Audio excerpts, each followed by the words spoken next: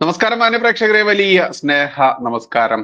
നമ്മളൊക്കെ കണ്ടുകൊണ്ടിരിക്കുകയാണ് ഇന്ന് കേരളത്തിൽ നടന്നുകൊണ്ടിരിക്കുന്ന രാഷ്ട്രീയ അതല്ലെങ്കിൽ മാധ്യമ കൂട്ടിക്കൊടുപ്പുകളൊക്കെ ഏതറ്റം വരെ എത്തി എന്നുള്ള രീതിയിലൊക്കെ കേരളം എത്രത്തോളം പുരോഗമിച്ചിരിക്കുന്നു എന്ന് തന്നെ പറയേണ്ടതുണ്ട്. ആ രീതിയിൽ പോയിക്കൊണ്ടിരിക്കുന്ന ഈ ഒരു അവസ്ഥയിൽ നമ്മളെല്ലാവരും കൗതുകത്തോടെ കേട്ട, രാവിലെ ഒരു ഉച്ചയോടുകൂടി കേട്ട ഒരു വാർത്തയാണ്. സുരേഷ് ഗോപി എം പി, തൃശ്ശൂരിൽ വിജയിച്ച സുരേഷ് ഗോപി എം പിക്കെതിരെ KSU ജില്ലാ പ്രസിഡന്റ് പരാതി കൊടുത്തു എന്ന് പറയുന്ന, കാണാനില്ല എന്നും പറഞ്ഞൊരു പരാതി കൊടുത്തു എന്നുള്ള ഒരു വാർത്ത മാധ്യമങ്ങളൊക്കെ പൊടിപ്പും തുങ്കലും വെച്ചുകൊണ്ട് അത്രയ്ക്ക് അങ്ങോട്ട് വാഴ്ത്തിക്കൊണ്ടിരിക്കുന്ന ആ ഒരു വാർത്ത നമ്മളെല്ലാവരും കണ്ടു.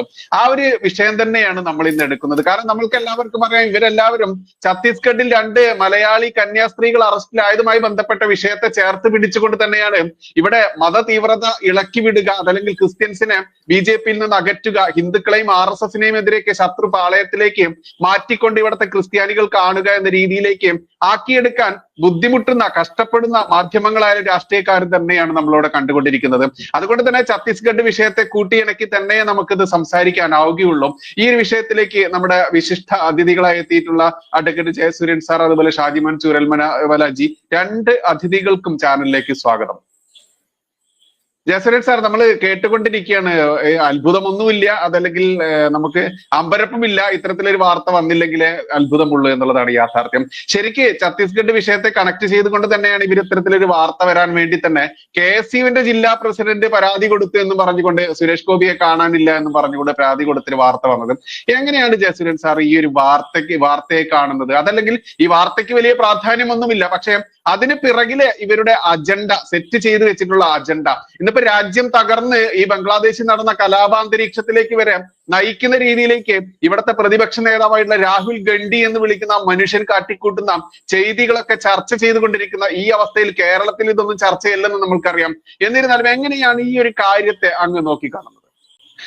ശരി, ജയസൂര്യൻ സാറിന്റെ ഓഡിയോയിൽ എന്തോ പ്രശ്നമുണ്ട് തോന്നുന്നു. എന്തായാലും ഷാജിമോൻ ജി, എങ്ങനെയാണ് ഈ ഒരു വിഷയത്തെ അങ്ങ് നോക്കിക്കാണുന്നത്? കാരണം വയനാട്ടിലെ MP ആരാണെന്ന് നിങ്ങൾക്കറിയാം. വയനാടുമായിട്ട് അങ്ങയുടെ ബന്ധം എന്തെന്ന് മാന്യ പ്രേക്ഷകർക്ക്, അങ്ങേ അറിയുന്ന ആളുകൾക്കൊക്കെ അറിയാൻ പറ്റും. എങ്ങനെയാണ് ഈ ഒരു വിഷയത്തെ അങ്ങ് നോക്കിക്കാണുന്നത്?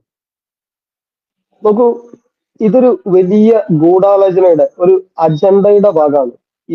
ഇപ്പോ ആ ഒരു പയ്യൻ KSUവിന്റെ തൃശൂർ ജില്ലാ പ്രസിഡന്റ് സുരേഷ് ഗോപിക്കെതിരെ പരാതി കൊടുക്കുന്നു. അതിനു മുമ്പ് വലിയ തെളിവുകൾ എന്ന നിലയിൽ കുറെ കാര്യങ്ങൾ, അബദ്ധജടിലമായിട്ടുള്ള കുറെ കാര്യങ്ങൾ അവതരിപ്പിച്ചുകൊണ്ട് രാഹുൽ ഗാന്ധി വരുന്നു. ഇതെല്ലാം വലിയൊരു ഗൂഢാലോചനയുടെ ഭാഗമാണ്. നോക്കൂ, ഒരു കള്ളം പല ആവർത്തി പറഞ്ഞാൽ അത് സത്യമെന്ന് മറ്റുള്ളവർ ധരിക്കും. അതുപോലെ ഇന്ത്യയിലെ നിരക്ഷരരായിട്ടുള്ള ഒരുപാട് ആളുകളിലേക്ക് വിഷം കുത്തിവെക്കുകയാണ് ഈ രാഹുൽ ഗാന്ധിയിലൂടെ ഒരു വിഭാഗം ആളുകളും ഒരു അന്താരാഷ്ട്ര ഗൂഢാലോചന വിഭാഗവും ചെയ്യുന്നത്. നമ്മൾ ശ്രദ്ധിച്ചു നോക്കിയാൽ ഈ രാജ്യത്തെ കോടാനുകോടി ദരിദ്ര നാരായണന്മാരടങ്ങുന്ന വോട്ടർമാർക്ക് നരേന്ദ്രമോദി എന്നത് വലിയൊരു വിഗ്രഹമാണ്. ആ വിഗ്രഹത്തെ തച്ചുടയ്ക്കുക എന്നുള്ള വലിയൊരു ലക്ഷ്യം ഇവർക്കുണ്ട്. നരേന്ദ്രമോദി എന്ന മനുഷ്യനുള്ള വിശ്വാസത്തെ തകർക്കുക എന്നതാണ് ഇവർ ശ്രമിക്കുന്നത്. അതിനുവേണ്ടി നിരന്തരം കള്ളത്തരങ്ങൾ പ്രചരിപ്പിക്കുകയാണ്. ആ കള്ളത്തരത്തിന്റെ അവസാനത്തെ അധ്യായമാണ് നമ്മൾ ഈ കണ്ടത്. നോക്കൂ, ഈ രാഹുൽ ഗാന്ധി ഈ വയനാട്ടിൽ മത്സരിച്ചിരുന്നതാണ്. അതിനുശേഷം അദ്ദേഹത്തിനെതിരെ ഒരു വികാരം ഉണ്ടായി, അദ്ദേഹത്തിന് വോട്ട് കുറഞ്ഞു. അതിനുശേഷം പെണ്ണുങ്ങളെ കൊണ്ടുവന്ന് ഇവിടെ മത്സരിപ്പിച്ചു. ഞാൻ ചൂരൽമലക്കാരാണ്, നിങ്ങൾക്കറിയാം, ചൂരൽമലക്കാരനാണ്. ഈ ചൂരൽമലയിൽ 1 വർഷം മുമ്പ് ചൂരൽമല മുണ്ടക്കൈ ഭാഗത്ത് നമ്മുടെ നാട് കണ്ട വലിയൊരു ദുരന്തം ഉണ്ടായി. ഞങ്ങൾക്ക് ഏറ്റവും അധികം ഞങ്ങളുടെ ജനപ്രതിനിധികളുടെ ആവശ്യം വന്നിരുന്നു ഈ കാലഘട്ടങ്ങളിൽ. ഇന്നും അവരുടെ ആവശ്യമുണ്ട്. പക്ഷെ വയനാട്ടുകാരന് ഒരു കാരണവശാലും ആ MP-യുടെ സേവനം ലഭിക്കുന്നില്ല. അതായത് കോൺഗ്രസിന്റെ പരമപ്രധാന നേതാവാണ് ഈ പ്രിയങ്ക വാദ്ര. അവരുടെ സേവനം ലഭിക്കുന്നില്ല. അങ്ങനെ ഉള്ള ഒരു സാഹചര്യത്തിലാണ് ഒരു കേന്ദ്രമന്ത്രി കൂടിയായ സുരേഷ് ഗോപിയെ കാണാനില്ല എന്ന് പറഞ്ഞുകൊണ്ട് പുകമറ സൃഷ്ടിക്കുന്നത്.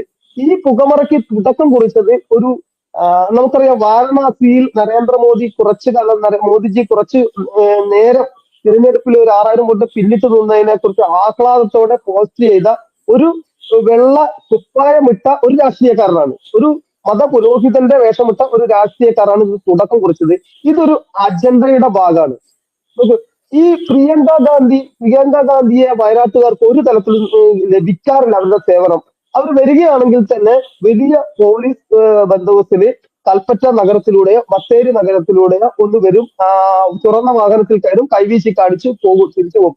സുരേഷ് ഗോപി അങ്ങനെയല്ല. ഓരോ മനുഷ്യരുടെ വിഷയങ്ങളിലും ഒരു ജപ്തി നടപടി നേരിട്ട് തെരുവിൽ നീക്കേണ്ടി വന്ന കുടുംബത്തിന് അത്താണിയായി മാറിയും ഒരു മനുഷ്യന്റെ ചെറിയ പ്രശ്നങ്ങളിൽ ആ മനുഷ്യൻ ഇടപെടുന്നു.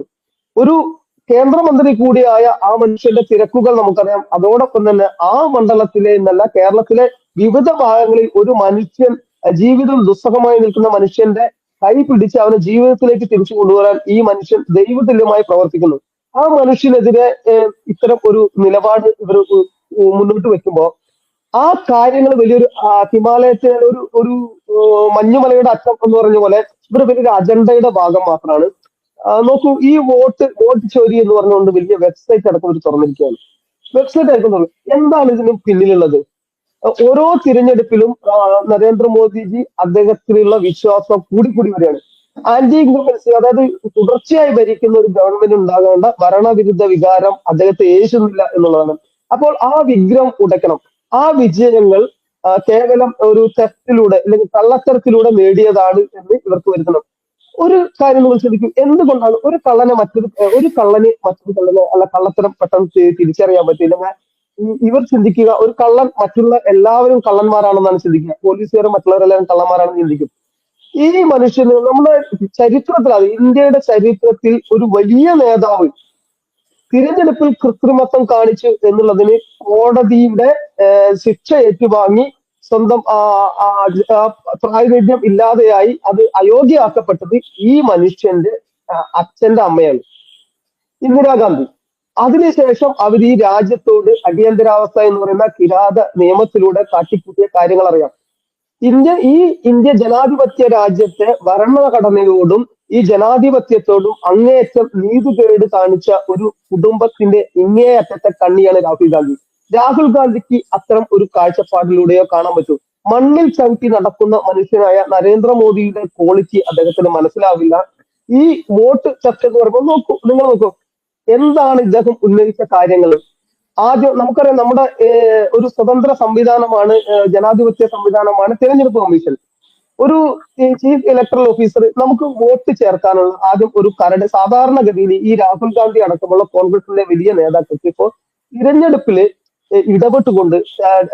തിരഞ്ഞെടുപ്പുകളിൽ ഇടപെട്ടുകൊണ്ട് താഴെത്തട്ടിൽ പണിയെടുത്തുകൊണ്ട് വരുന്ന അനുഭവസ്ഥന്മാരല്ല ആരും തന്നെ. ജനങ്ങൾക്കിടയിൽ നിന്നുകൊണ്ട് തിരഞ്ഞെടുപ്പിൽ വോട്ട് ചേർത്തുകൊണ്ട് അത്തരം അനുഭവങ്ങൾ ഇവർക്ക് ആർക്കുമില്ല. ഏതോ PR ഏജൻസികള് പറഞ്ഞു കൊടുക്കുന്ന കാര്യങ്ങൾ അതുപോലെ വായി തോന്നുന്നത് കോതയ്ക്ക് പറ്റു എന്നുള്ള രീതിയിലാണ് പറയുന്നത്. വോട്ടർ പട്ടിക ആദ്യം ഒരു കരട് വോട്ടർ പട്ടിക വ്യവസ്ഥാപിത രാഷ്ട്രീയ പാർട്ടികൾക്കെല്ലാം തന്നെ ഓരോ കോപ്പി ആദ്യം ഇലക്ഷൻ കമ്മീഷൻ കൊടുക്കും. അതിനുശേഷം അതിലുള്ള തിരുത്തലുകൾ വരുത്താൻ അവർക്ക് അവകാശമുണ്ട്. ഓരോ ഗ്രാമങ്ങളിലും BLOമാരുണ്ടാവും. നമുക്ക് നോക്കൂ, ഇലക്ഷൻ ഓഫീസർ എന്ന് പറയുന്നത് അവിടുത്തെ തഹസിൽദാറോ ഒരു ജില്ലയിലെ തഹസിൽദാറോ അങ്ങനെയുള്ള ആരെങ്കിലും ആയിരിക്കും. അതിനുശേഷം ഓരോ ഗ്രാമങ്ങളിലും ഒന്നുകിൽ അവിടുത്തെ അംഗനവാടി ടീച്ചർ, ഇല്ലെങ്കിൽ അവിടുത്തെ എന്തെങ്കിലും സർക്കാർ ഉദ്യോഗസ്ഥർ BLOമാർ, ബൂത്ത് ലെവൽ ഓഫീസർമാരായി ഉണ്ടാവും. ഈ ബൂത്ത് ലെവൽ ഓഫീസർമാർ പാർട്ടികൾ നിശ്ചയിക്കുന്ന BLAമാര്, ബൂത്ത് ലെവൽ ഏജന്റുമാരുണ്ടാവും. ഇവരുടെ സഹായത്തോടു കൂടി വോട്ട് ചേർത്തും വോട്ട് വെട്ടിമാറ്റും. ഇത് കൃത്യമായിട്ടുള്ള പരിശോധനകൾക്ക് വിധേയമാണ് ഈ വോട്ടർ പട്ടിക. അങ്ങനെ ഇപ്പൊ എന്റെ ഗ്രാമത്തിൽ ഞാൻ 169, വയനാട് ജില്ലയിലെ മേപ്പാടി പഞ്ചായത്തിൽ 169 ബൂത്തിലാണ് എന്റെ ബൂത്ത്. ആ ബൂത്തിൽ ആരൊക്കെ ഉണ്ട് ആരൊക്കെ ഇല്ല എന്നുള്ളത് കൃത്യമായിട്ട് അവിടുത്തെ രാഷ്ട്രീയ പ്രവർത്തനം എനിക്കറിയാം. ഇത്തരം ഓരോ ഗ്രാമങ്ങളിലും BLAമാരുണ്ട്. കർണാടകയിൽ ഇത്തരം വോട്ട് ചോരി അല്ലെങ്കിൽ വോട്ട് കൃത്രിമത്വം നടന്നു എന്ന് പറയുന്നത്. സിദ്ധരാമയ്യ ഭരിക്കുന്നു. അദ്ദേഹത്തിന് കർണാടക സർക്കാരിന് കീഴിലുള്ള ഉദ്യോഗസ്ഥരാണ് അവിടുത്തെ തിരഞ്ഞെടുപ്പ് ഉദ്യോഗസ്ഥന്മാര്. ഇവരെ എല്ലാം തന്നെ BJPക്ക് സ്വാധീനിക്കാൻ കഴിഞ്ഞു എന്നൊക്കെ പറയുമ്പോൾ ഇത് വിശ്വസിക്കാൻ മാത്രം വിഡ്ഢികളാണ് ആളുകൾ. പക്ഷെ ഇവർക്കറിയാം ഇത് സത്യമല്ല എന്ന്. ഇത് വെറുതെ ഒരു പുകമറ സൃഷ്ടിച്ചുകൊണ്ട് ഈ വലിയൊരു പ്രതിച്ഛായ ഇല്ലാതാക്കാറുണ്ട്. ഇതിൽ നിൽക്കില്ല. പക്ഷെ ഖേദകരമെന്ന് പറയട്ടെ, കൃത്യമായിട്ട് നമ്മളുടെ കേരളത്തിൽ ഇപ്പൊ ഞാനൊരു സംഘടനാ പ്രവർത്തകനായിരുന്നു എന്ന് പറയാം, ഇപ്പോഴല്ല, ആയിരുന്നു. നമ്മളുടെ സംഘടനാ സംവിധാനങ്ങളുടെ സോഷ്യൽ മീഡിയ ഹാൻഡിലുകൾ ഇപ്പൊ മീഡിയയൊക്കെ കേരളത്തിൽ കൃത്യമായിട്ട് ഇവർ സെറ്റ് ചെയ്യുന്ന അജണ്ടകളെ, നെഗറ്റീവുകളെ അതേപോലെ തകർക്കാൻ ഈ സംഘപരിവാർ അനുകൂല സ്വതന്ത്ര ചെയ്യുന്നത് വ്യവസ്ഥാപിതമായിട്ട് കേരളത്തിൽ ഇതിനെ പാർട്ടി സംഘടനാ തലത്തിൽ തന്നെ സോഷ്യൽ മീഡിയ ഹാൻഡിലുകൾ കൃത്യമായിട്ട് ഇതിനെ ചെറുത്തിട്ടില്ലെങ്കിൽ വലിയ അപകടം ഇത് ചെയ്യും. ഓൾ ഇന്ത്യ അഖിലേന്ത്യാ തലത്തിൽ അതിനുള്ള സംവിധാനങ്ങൾ ഉണ്ട്, അത് ചെയ്യുന്നുണ്ട്. അത് മാത്രമല്ല, മീഡിയ കേരളത്തിലേതുപോലെ ബയസ്ഡ് അല്ല മറ്റുള്ള സ്ഥലത്ത്. ആ വലിയ സംഘപരിവാർ വിരുദ്ധത മറ്റു സ്ഥലങ്ങളിൽ ഇല്ലാത്തതുകൊണ്ട് സത്യമായി അവർക്ക് അറിയാൻ കഴിയും. പിന്നെ സാധാരണക്കാരിലേക്കാണ് ഇത് ചെറിയ ചെറിയ വീഡിയോകളിലൂടെയും മറ്റു കാര്യങ്ങളിലൂടെയും എത്തിപ്പെടുക. അത് ചെറുക്കാനുള്ള സംവിധാനമുണ്ട്. കേരളത്തിൽ ഇതിന് വലിയ പ്രചാരം കിട്ടും. കേരളത്തിൽ BJP അടക്കമുള്ള സംഘപരിവാർ സംഘടനകൾ കൃത്യമായിട്ട് ഇടപെട്ടുകൊണ്ട് ഇത് പൊതുസമൂഹത്തെ ബോധ്യപ്പെടുത്താൻ ശ്രമിച്ചില്ലെങ്കിൽ വലിയൊരു അപകടം ചെയ്യും എന്നുള്ളതാണ് എനിക്ക് ആദ്യമായിട്ട് ഇത് പറയാനുള്ളത്. ഷാജിജി, ഇതിലിപ്പോ നമുക്കറിയാം ഛത്തീസ്ഗഡ് വിഷയത്തെ കൂടി നമ്മൾ കൂട്ടിച്ചേർത്ത് സംസാരിക്കേണ്ടതുണ്ട്. കാരണം ഛത്തീസ്ഗഡ് വിഷയത്തിൽ തന്നെയാണ് ഈ ക്രിസ്ത്യൻസിന്റെ ഇപ്പൊ അങ്ങ് ഉദ്ദേശിച്ച ആ ഒരു പിതാവോ അതല്ലെങ്കിൽ ഒരു പുരോഹിതനോ തന്നെ നരേന്ദ്രമോദിജി കഴിഞ്ഞ ലോക്സഭാ തെരഞ്ഞെടുപ്പിന്റെ ഫലം വരുന്ന സമയത്ത് പുറകിലേക്ക് പോയി എന്ന് കണ്ടപ്പോൾ ആഹ്ലാദത്തോടുകൂടി പോസ്റ്റ് ഇട്ട ആ ഒരു പാതിരി, അദ്ദേഹത്തെ അങ്ങനെ വിളിക്കാം, ആ ഒരു വ്യക്തിയുടെ മനസ്സ് നമ്മൾക്ക് ഇപ്പൊ കണ്ട് വായിക്കേണ്ടതുണ്ട്. ഇവരെല്ലാവരും ഈ ഛത്തീസ്ഗഡ് വിഷയത്തിൽ കൂട്ടിച്ചേർത്തുകൊണ്ട് തന്നെയാണ് ഇപ്പോൾ സുരേഷ് ഗോപിയെ കാണാനില്ല എന്നൊരു പരസ്യം എന്നുള്ള രീതിയിൽ മാധ്യമങ്ങളിൽ വരാൻ വേണ്ടി തന്നെ, അതും KSU എന്ന് പറയുന്ന കോൺഗ്രസിന്റെ വിദ്യാർത്ഥി സംഘടനയുടെ ഒരു ജില്ലാ പ്രസിഡന്റിന് വെച്ചൊരു പരാതി കൊടുക്കുക, ഇത്രയും അപഹാസ്യമായിട്ടുള്ള രീതിയിൽ ഇങ്ങനെ പ്രവർത്തിച്ചു കൊണ്ടിരിക്കുന്ന അവരുടെ ചപലമായിട്ടുള്ള തന്ത്രങ്ങൾ, അത് നമുക്കറിയാം. ഇപ്പോ പപ്പു എന്ന പേരിലൊക്കെ സോഷ്യൽ മീഡിയ ഹാൻഡിലുകളിൽ കോമാളിയാക്കപ്പെട്ട ഒരു വ്യക്തിയാണ് ഇവരുടെ മെയിൻ നേതാവ് എന്ന് നമ്മൾക്കറിയാം, അതല്ലെങ്കിൽ പ്രതിപക്ഷ നേതാവ് എന്നൊക്കെ നമ്മൾക്കറിയാം. അത്തരത്തിലുള്ള ആ വ്യക്തിയെ കൂടി കൂട്ടിച്ചേർത്ത് ഛത്തീസ്ഗഡ് വിഷയം എത്രത്തോളം കത്തിക്കാൻ നോക്കി എന്നുള്ളതൊക്കെ നമ്മൾ കണ്ടതാണ്. അപ്പോൾ അതിനെ കൂടെ കൂട്ടിച്ചേർത്തിട്ട് ചിന്തിക്കുകയാണെങ്കിൽ എന്തായിരിക്കും അങ്ങയുടെ ആ ഒരു അഭിപ്രായം വരിക? നോക്കൂ, അതായത് ഇന്ന് ഈ സമയത്ത് BJP അടക്കമുള്ള അല്ലെങ്കിൽ സംഘപരിവാർ സംഘടനകളുടെ ന്യൂക്ലിയസ് ആയിട്ടുള്ള രാഷ്ട്രീയ സ്വയംസേവക സംഘം മുൻകൈ എടുത്തുകൊണ്ട് തന്നെ ക്രിസ്ത്യൻ സഭകളുമായിട്ടുള്ള ഒരു മഞ്ഞുരുകലിന് ശ്രമിച്ചിരുന്നു. അതേ തുടർന്ന് തന്നെ ഒരു ശത്രുവിന്റെ ശത്രു മിത്രം എന്ന ചിന്തയായിരിക്കാം ഇരു കൂട്ടരും വലിയ തോതിൽ ഒത്തൊരുമിച്ച് മുന്നോട്ട് പോകാൻ തയ്യാറായി. ആ സമയത്ത് അതിനെ തകർക്കുവാൻ വേണ്ടി പല തവണ ശ്രമിച്ചിരുന്നു. തൃശ്ശൂർ അടക്കം അതിന്റെ അനുരണനങ്ങൾ തിരഞ്ഞെടുപ്പിൽ ഉണ്ടായിട്ടുണ്ട് എന്നുള്ളത് നിഷേധിക്കുക വയ്യ. നമുക്കറിയാം ഈ സമയത്ത് ഇതിനെ ഇല്ലാതാക്കുവാൻ ഛത്തീസ്ഗഡിൽ അടക്കമുള്ള, പക്ഷെ ഈ നോക്കൂ, ഒരു മനുഷ്യന്റെ എന്റെ സ്വാതന്ത്ര്യം മറ്റവന്റെ മൂക്കിനടുത്ത് വരെ മാത്രമാണ്. ഇത് ക്രിസ്ത്യൻ സഭകൾ മനസ്സിലാക്കേണ്ടതുണ്ട്. BJP ക്രിസ്ത്യൻ സഭകളെ സംരക്ഷിക്കുവാനും അവരെ ചേർത്ത് നിർത്തുവാനും വലിയ ഒരു എഫേർട്ട് എടുക്കുന്നുണ്ട്. ഈ എഫേർട്ടിനെ നിഷ്കരണം തള്ളിക്കളയാൻ ചില ലോഹയിട്ട ഒരു ക്രിസ്ത്യൻ പുരോഹിതന്മാർ ശ്രമിക്കുന്നുണ്ട്. നമുക്ക് ലക്ഷ്മണാനന്ദ സരസ്വതി, അതിനു മുമ്പ് തന്നെ നമുക്കറിയാം മേഘാലയ, മിസോറാം, നാഗാലാൻഡ് ക്രിസ്ത്യൻ ഭൂരിപക്ഷ സംസ്ഥാനങ്ങളാണ് ഭാരതത്തിലെ. ഈ 3 സംസ്ഥാനങ്ങളിൽ ഇവിടെ പ്രേഷിത പ്രവർത്തനം എന്ന പേരിൽ മതപരിവർത്തനവും ഇല്ലെങ്കിൽ മതനിഷേധവും, അതായത് ഒരു മതപരിവർത്തനം നടത്തണമെങ്കിൽ ഇല്ലെങ്കിൽ പ്രേഷിത പ്രവർത്തനം നടത്തണമെങ്കിൽ സുവിശേഷ വേല ചെയ്യണമെങ്കിൽ അവർ പോയിട്ട് എന്താണ് പറയാ, നിങ്ങളുടെ മതം മോശമാണ്, ഞങ്ങളതാണ് ശരി എന്ന് പറയണല്ലോ. അത്തരം ഒരു പ്രവർത്തനം മറ്റ് ഹിന്ദു മുസ്ലിം വിഭാഗങ്ങളിലെ പുരോഹിതർക്കോ അവരുടെ മതപ്രവർത്തകർക്കോ നാഗാലാൻഡിലോ മിസോറാമിലോ സാധിക്കില്ല. കാരണം അത്രത്തോളം അസഹിഷ്ണുത ഇവർ കാണിക്കുന്നുണ്ട്. ഗോവയിലടക്കമുള്ള ഇൻക്വിസിഷൻ അടക്കം നമ്മൾ നോക്കുക. ക്രിസ്ത്യൻ സമൂഹം മനസ്സിലാക്കേണ്ടത് സമവായത്തിലൂടെ മാത്രമേ മുന്നോട്ട് പോകാൻ പറ്റൂ. ചില ക്രിസ്ത്യൻ സഭകളെങ്കിലും ഇല്ലെങ്കിൽ സമൂഹങ്ങളെങ്കിലും ഇല്ലെങ്കിൽ ചില ക്രിസ്ത്യൻ വിഭാഗങ്ങളെങ്കിലും ഈ മാവോയിസ്റ്റുകളുമായി ചേർന്ന് പ്രവർത്തിക്കുന്നുണ്ട് എന്നുള്ളത് ഈ അടുത്ത കാലത്ത് വലിയൊരു മുൻ മാവോയിസ്റ്റിന്റെ വെളിപ്പെടുത്തലുകൾ ഉണ്ടായിരുന്നു. ക്രിസ്ത്യൻ സഭയുമായിട്ട് ഈ മാവോയിസ്റ്റുകൾക്ക് ബന്ധമുണ്ടെന്ന്. സ്വാമി ലക്ഷ്മണാനന്ദ സരസ്വതിയെ കൊന്നത് നമുക്കറിയാം. ലക്ഷ്മണാനന്ദ സരസ്വതിയെ കൊന്നതിന് പിന്നിൽ മാവോയിസ്റ്റുകൾ ഉണ്ടായിരുന്നു. മാവോയിസ്റ്റുകളിലും ഈ സഭയുടെ ചില ക്രിസ്ത്യൻ വിഭാഗങ്ങളുടെ സഹായത്തോടുകൂടി അവരുടെ കൊട്ടേഷൻ പ്രകാരമാണ് ലക്ഷ്മണാനന്ദ സരസ്വതിയെ കൊന്നത് എന്ന് പറയുന്നുണ്ടായി. അതുപോലെ തന്നെ പാൽഗറിലെ സന്യാസിമാർ നമ്മളെ ഒരു നീറുന്ന ചിത്രമാണ്. അതും ഈ ചില ക്രിസ്ത്യൻ വിഭാഗങ്ങളുടെ സഹായത്തോട് മാവോയിസ്റ്റുകൾ ചെയ്തതാണെന്ന് നമുക്കൊരിതുണ്ടായിരുന്നു. അപ്പോൾ ഇത്തരം കാര്യങ്ങൾ സാമം, ദാനം, ഭേദം, ദണ്ഡം എന്ന് ദണ്ഡത്തിലേക്ക് എത്താതിരിക്കട്ടെ എന്ന് ഞാൻ പറയാം. കാരണം ഒരു പരിധിക്കപ്പുറം ആർക്കും ആരെയും വെറുപ്പിക്കാതിരിക്കണം. അത് ക്രിസ്ത്യൻ സഭകളും ചെയ്യേണ്ടതാണ്. കാരണം ഒരു പരിധിക്കപ്പുറമാകുന്നു പല ക്രിസ്ത്യൻ പുരോഹിതന്മാരുടെയും പ്രതികരണം എന്നുള്ളത് പറയാതെ വയ്യ. എല്ലാ ബഹുമാനത്തോടു കൂടി പറയേണ്ടത് 33 കോടി ദൈവങ്ങളെ ആരാധിക്കുന്ന ഒരു ഹൈന്ദവന് ഒരു യേശുവിനെ കൂടി ആരാധിക്കൊണ്ട് കുഴപ്പമൊന്നുമില്ല. പക്ഷെ പകരം മറ്റേ വെള്ളം തലയിൽ കുറ്റിക്കണം എന്ന് പറയുന്നിടത്താണ് പ്രശ്നം. അത് മാറ്റിവെച്ചാൽ സഹോദര തുല്യമായിട്ട് പരിഗണിക്കപ്പെടാവുന്ന 2 സമൂഹങ്ങളാണിത്. ഇത് ക്രിസ്ത്യൻ പുരോഹിതന്മാർ മനസ്സിലാക്കണം. ഉള്ളിൽ കോൺഗ്രസിന്റെ വേഷം ഇടുകയും പുറത്ത് വെള്ളയിടുകയും ചെയ്ത ചില പുരോഹിതന്മാരാണ് ഇതിന് ബുദ്ധിമുട്ട് ഉണ്ടാക്കുന്നത്. ഛത്തീസ്ഗഡിലായാലും അമിത മതപരിവർത്തനമുണ്ട്. മതപരിവർത്തനത്തിനെതിരെ ഗാന്ധിജിയും മറ്റു പല വിവേകാനന്ദനും അടക്കമുള്ള ആളുകൾ പ്രതികരിച്ചിട്ടുണ്ട്. അതിനെതിരെ നിയമം കൊണ്ടുവന്നത് കൂടുതലും കോൺഗ്രസ് സർക്കാരുകളാണ്. അത് രാജ്യത്തിന്റെ നീറുന്ന പ്രശ്നം തന്നെ. ആ പ്രശ്നത്തെ അഡ്രസ്സ് ചെയ്യാതെ മുന്നോട്ട് പോകാൻ കഴിയില്ല.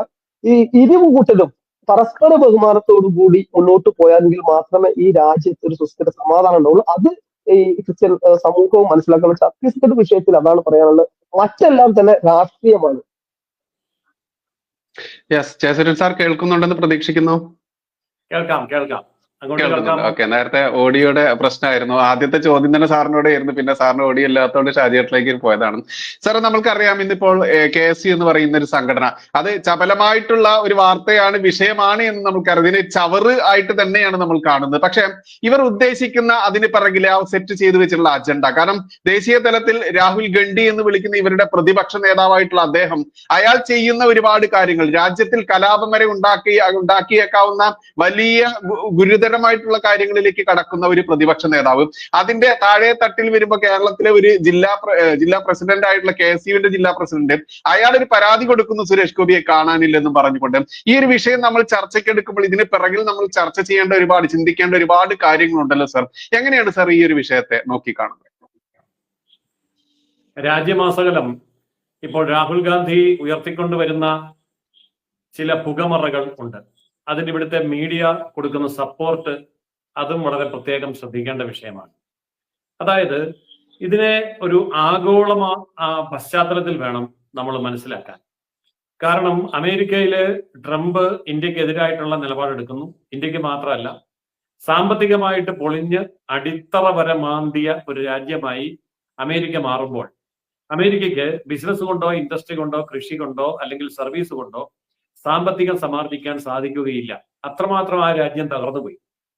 അപ്പോൾ ആ രാജ്യം ചെയ്യുന്നത്, ആ രാജ്യവുമായി ബന്ധപ്പെടുന്ന എല്ലാ രാജ്യങ്ങളുടെയും താരിഫ് ഉയർത്തിക്കൊണ്ട് വരുമാനം കൂട്ടാൻ വേണ്ടിയിട്ടുള്ള തന്ത്രമാണ്. പക്ഷേ അതിനെ സമർത്ഥമായി നേരിടാൻ തന്നെയാണ് ഇന്ത്യ തീരുമാനിച്ചത്. നരേന്ദ്രമോദി സമാന ചിന്താഗതിയുള്ള ബ്രസീലിന്റെയും ചൈനയുടേതും അടക്കമുള്ള രാഷ്ട്രത്തലവന്മാരുമായി ബന്ധപ്പെട്ടുകൊണ്ടിരിക്കുകയാണ്. റഷ്യ ആ കാര്യത്തിൽ ഇന്ത്യയോടൊപ്പം ശക്തമായിട്ട് നിലകൊള്ളുന്നുണ്ട്. ചുരുക്കി പറഞ്ഞാൽ അമേരിക്കക്കെതിരായിട്ടുള്ള ഒരു ആഗോള മുന്നണി കെട്ടിപ്പടുക്കുകയാണ്. ഇത് അമേരിക്കയ്ക്കോ അല്ലെങ്കിൽ അമേരിക്കയെ പിന്തുണയ്ക്കുന്നവർക്കോ ഒരിക്കലും സഹിക്കാൻ കഴിയുന്ന കാര്യമല്ല.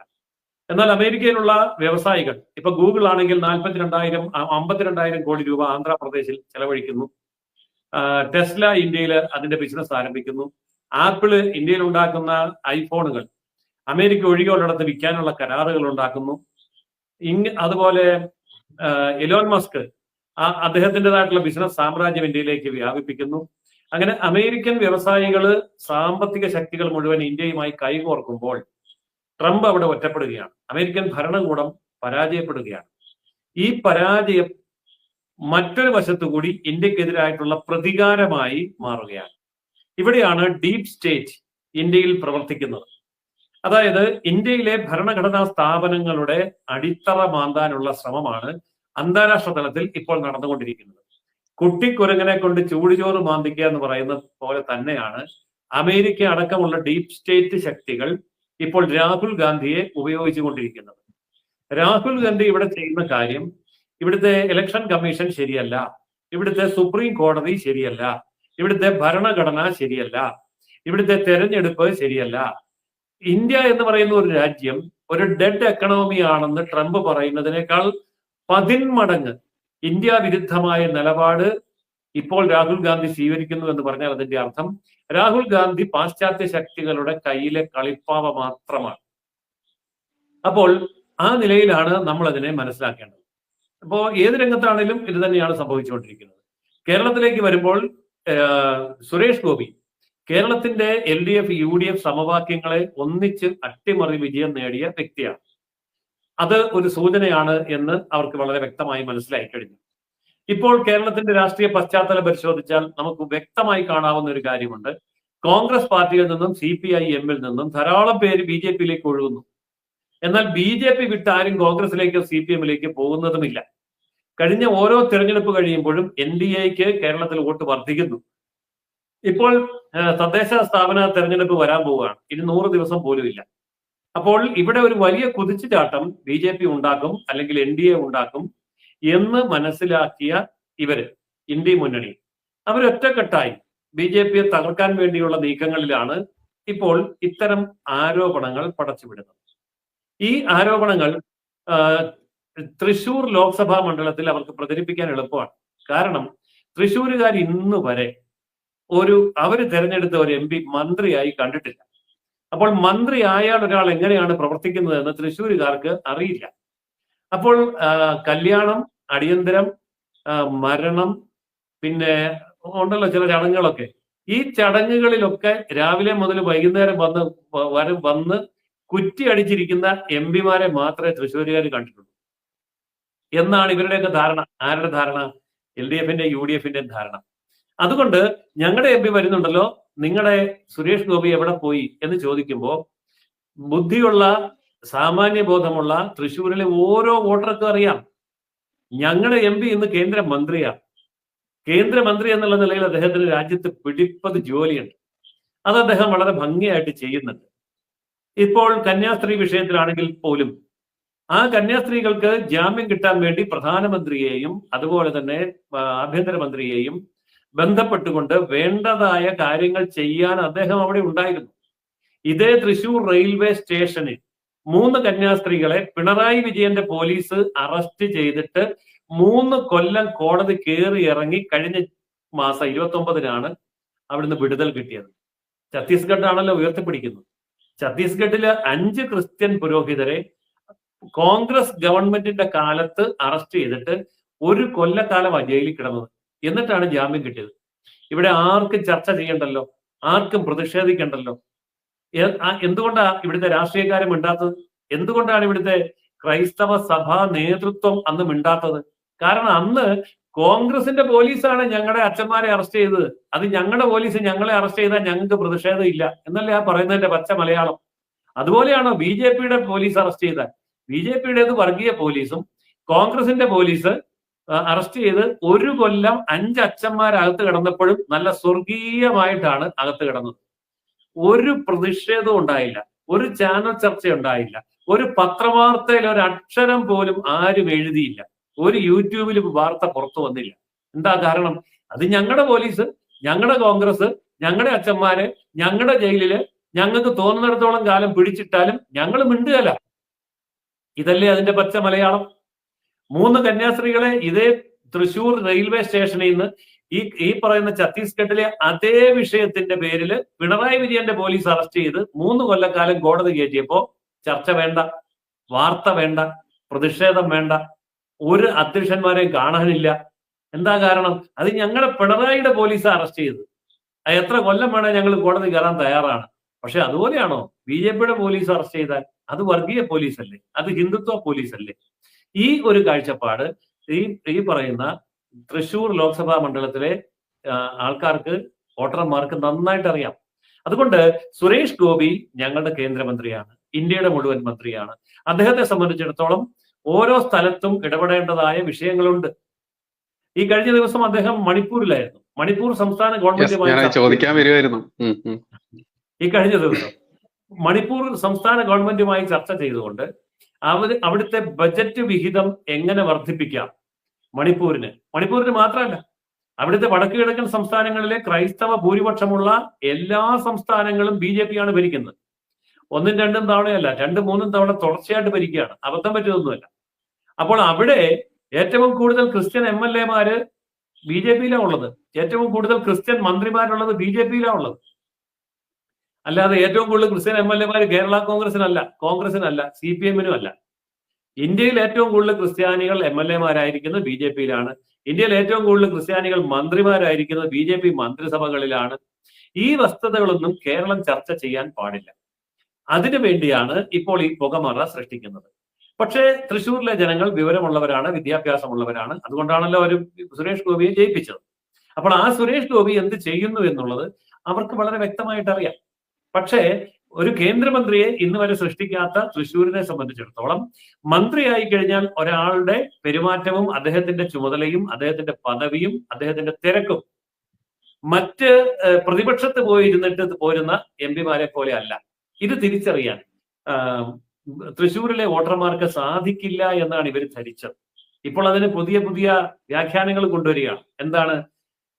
സുരേഷ് ഗോപി ജയിച്ചത് തട്ടിപ്പ് നടത്തിയിട്ടാണ്. വോട്ട് മറ്റു പല പ്രദേശങ്ങളിൽ നിന്ന് ഇങ്ങോട്ട് കൊണ്ടുവന്ന് മാറ്റി ചേർത്തിട്ടാണ്. ലക്ഷക്കണക്കിന് വോട്ട് തൃശൂർ ലോക്സഭാ മണ്ഡലത്തിന് പുറത്തു നിന്ന് കൊണ്ടുവന്നപ്പോഴാണ്. ഇതാണല്ലോ ആരോപണം. ഞാൻ ചോദിക്കട്ടെ, ഇവിടുത്തെ കോൺഗ്രസ്സുകാരനും ഇവിടുത്തെ കമ്മ്യൂണിസ്റ്റുകാരനും കേരളത്തിൽ രാഷ്ട്രീയ പ്രവർത്തനം നടത്തുന്നുണ്ടല്ലോ. വോട്ടേഴ്സ് ലിസ്റ്റിൽ പേര് ചേർക്കുന്ന സമയത്ത് നമുക്ക് ആർക്ക് വേണമെങ്കിലും പേര് അപേക്ഷ കൊടുക്കാം വോട്ടേഴ്സ് ലിസ്റ്റിൽ ചേരാൻ വേണ്ടി. പക്ഷെ അവിടെ ഒരു പ്രോസസ് ഉണ്ട്, ഹിയറിംഗ് എന്ന് പറയും. അതായത് നമ്മുടെ പഞ്ചായത്ത് ഓഫീസിൽ നമ്മളെ വിളിച്ചു വരുത്തിയിട്ട് തെരഞ്ഞെടുപ്പ് കമ്മീഷന്റെ പ്രതിനിധികളായിട്ടിരിക്കുന്ന ഉദ്യോഗസ്ഥന്മാർ ആരാണോ തെരഞ്ഞെടുപ്പിന്റെ ചുമതലയുള്ള ആ വ്യക്തി ഈ പറയുന്ന അപേക്ഷ കൊടുത്ത ആളിന്റെ യോഗ്യത വെരിഫൈ ചെയ്യും. ആ യോഗ്യത വെരിഫൈ ചെയ്യുമ്പോൾ അവിടെ കോൺഗ്രസ്സുകാരനും ഉണ്ട്, അവിടെ കമ്മ്യൂണിസ്റ്റുകാരനും ഉണ്ട്, LDF UDF എല്ലാവരും ഉണ്ട്. അവർക്ക് വേണമെങ്കിൽ ചലഞ്ച് ചെയ്യാം, ഒപ്പോസ് ചെയ്യാം, എതിർക്കാം. എന്നിട്ട് തെളിവ് ഹാജരാക്കിക്കൊണ്ട് പറയാം ഇയാൾ ഇവിടുത്തെ വോട്ടർ അല്ല, ഇയാൾ അപ്പുറത്ത് വേറൊരു സ്ഥലത്തെ വോട്ടറാണ്, ഇയാൾ ഇവിടെ വ്യാജമായിട്ട് വന്ന് താമസിക്കുന്നതാണ്, അതുകൊണ്ട് ഇയാൾക്ക് വോട്ടേഴ്സ് ലിസ്റ്റിൽ പേര് ചേർക്കാൻ അനുവദിക്കരുത് എന്ന് പറയാനുള്ള അവകാശം തെരഞ്ഞെടുപ്പ് കമ്മീഷൻ കൊടുത്തിട്ടുണ്ട്. ആ സമയത്ത് ഇവിടുത്തെ കോൺഗ്രസ്സുകാരനും കമ്മ്യൂണിസ്റ്റുകാരനും കമാന്നൊരക്ഷരം മിണ്ടാതെ അതേ കമ്മിറ്റിക്കകത്തിരുന്നുകൊണ്ട് BJP-ക്കാരൻ കൊണ്ടുവന്ന ഈ പുതിയ വോട്ടറുടെ അപേക്ഷ ശരിയാണെന്ന് പറഞ്ഞ് അടിയിൽ ഒപ്പിട്ട് കൊടുത്തവരാണ്. ഇപ്പൊ അതും കഴിഞ്ഞ് തെരഞ്ഞെടുപ്പും കഴിഞ്ഞ് വർഷം ഒന്ന് കഴിഞ്ഞപ്പോൾ പ്രതിഷേധമായിട്ട് വന്നിരിക്കുന്നത്. ഇത് ശരിക്കും പറഞ്ഞാൽ സാമാന്യ ബോധത്തെ വെല്ലുവിളിക്കുന്ന, കോമൺ സെൻസിനെ വെല്ലുവിളിക്കുന്ന, ഇവിടുത്തെ തെരഞ്ഞെടുപ്പ് കമ്മീഷനെയും വോട്ടേഴ്സ് ലിസ്റ്റിനെയും അതുപോലെ സാമാന്യ ബുദ്ധിയെയും വെല്ലുവിളിക്കുന്ന ഒരു പരിപാടിയാണ്. ഇതിന്റെയൊക്കെ പുറകിൽ വേറെ ചില താല്പര്യങ്ങളുണ്ട്. അതിന്റെ കാരണമാണ് ഞാൻ ആദ്യം പറഞ്ഞത്. ഇന്ത്യ മഹാരാജ്യത്തെ അസ്ഥിരപ്പെടുത്താൻ ആവശ്യമായ ഒരു ബഹളം. ഇപ്പൊ കോൺഗ്രസ് പറഞ്ഞല്ലോ രാജ്യവ്യാപകമായ പ്രക്ഷോഭം നടത്താൻ ഞങ്ങൾ ഒരുങ്ങുകയാണ്. BJP ചോദിക്കുന്ന ഇതാണ്, പ്രക്ഷോഭമൊക്കെ കൊള്ളാം, പക്ഷെ അതിനു മുമ്പ് നിങ്ങളുടെ പ്രശ്നത്തിന് ഒരു പരാതി കൊടുക്കാൻ തയ്യാറുണ്ടോ? ഇപ്പൊ ഇലക്ഷൻ കമ്മീഷൻ കഴുത്തിന് പിടിച്ചു കഴിഞ്ഞു. ഇപ്പൊ സംഭവിച്ചത് എന്താണെന്നറിയാമോ? ഇലക്ഷൻ കമ്മീഷന്റെ എതിരെ രാഹുൽ ഗാന്ധി കൊണ്ടുവന്ന മുഴുവൻ ആരോപണങ്ങളും പച്ച കള്ളമാണെന്ന് കൃത്യമായ തെളിവ് സഹിതം ഇലക്ഷൻ കമ്മീഷൻ പുറത്തുവിട്ട് കഴിഞ്ഞു. അതിന്റെ വിശദാംശങ്ങളിലേക്ക് ഞാൻ കടക്കാൻ ഉദ്ദേശിക്കുന്നില്ല. അപ്പോൾ ആ പറയുന്ന രാഹുൽ ഗാന്ധി പറഞ്ഞ വസ്തുതകൾ തെളിയിക്കാൻ അദ്ദേഹത്തിന് സാധിച്ചില്ല.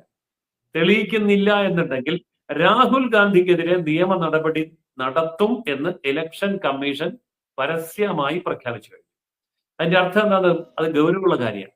കാരണം ഒരു രാജ്യത്തെ എന്നല്ല, ലോകത്തെ ഏറ്റവും വലിയ ജനാധിപത്യ രാജ്യത്തെ, ലോകത്തെ ഏറ്റവും വലിയ ജനസംഖ്യയുള്ള രാജ്യത്തെ, ലോകത്തെ ഏറ്റവും കൂടുതൽ വോട്ടർമാരുള്ള രാജ്യത്തെ ആ തെരഞ്ഞെടുപ്പ് കമ്മീഷൻ എന്ന് പറയുന്ന വലിയ ഭരണഘടനാ സ്ഥാപനത്തെ അട്ടിമറിക്കാൻ വിദേശ ശക്തികളുടെ ചട്ടുകമായി നിന്ന് പ്രവർത്തിക്കുന്ന രാഹുൽ ഗാന്ധിയോട് തെളിവ് ഹാജരാക്കാൻ പറഞ്ഞിരിക്കുകയാണ്.